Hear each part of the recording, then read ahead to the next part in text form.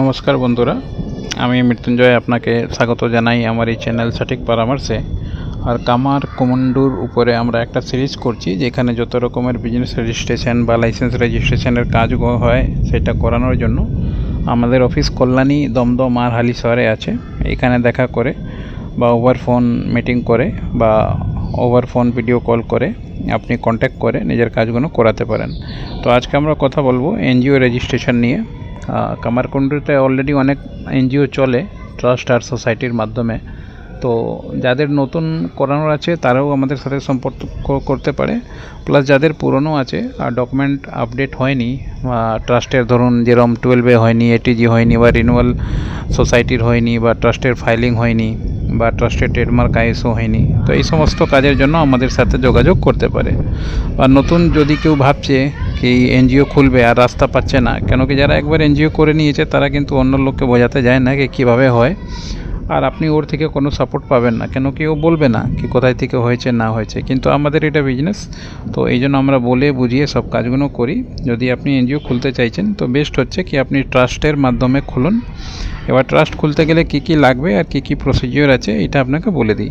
সবথেকে প্রথমে যদি আপনি ট্রাস্টের মাধ্যমে এনজিও খুলছেন তো ট্রাস্টের নাম দিতে হবে, কি কি ট্রাস্টের নাম আপনি রাখবেন। অবজেক্টিভ বলতে হবে কি কি অবজেক্টিভ আপনি কাজ করবেন, এডুকেশন নিয়ে কাজ করবেন বা এনভায়রনমেন্ট নিয়ে কাজ করবেন বা ওয়াটার বডিজ নিয়ে কাজ করবেন বা ধরুন বাচ্চাদের নিয়ে কাজ করবেন বা অ্যানিমাল হাজবেন্ড্রি নিয়ে কাজ করবেন বা ওল্ড এজের জন্য কাজ করবেন।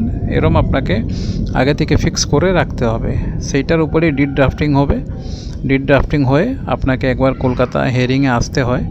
মিনিমাম 3টে লোক লাগে ট্রাস্ট তৈরি করতে আর একটা উইটনেস, 4জন মিনিমাম লাগে। 4জনেরই ছবি, Aadhaar card, PAN card, voter card, address সমস্ত জিনিস দিয়ে, গভর্নমেন্ট এমপ্লয়ি না হলেই ভালো, এই সমস্ত জিনিস দিয়ে তারপরে হিয়ারিংয়ে আপনাদেরকে আসতে হবে।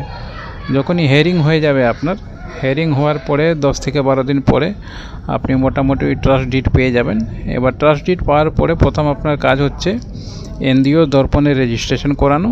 এনজিও দর্পণ রেজিস্ট্রেশন করাতে মোটামুটি 5 থেকে 6 দিন লাগে, সব অনলাইন ডকুমেন্ট ডিটেলস লাগে। আমাদের থেকে করালে অলরেডি ধরুন আমাদের কাছে তো আপনার ট্রাস্টেড সারা ডকুমেন্ট আছে, তার উপরে বেস করে ওটিপির মাধ্যমে এই রেজিস্ট্রেশনগুলো হয়। আরও কিছু রেজিস্ট্রেশন ডকুমেন্টেশন লাগে, আধার এইসব আরও লাগে, মোবাইল নাম্বার, অ্যাড এইসব জিনিস।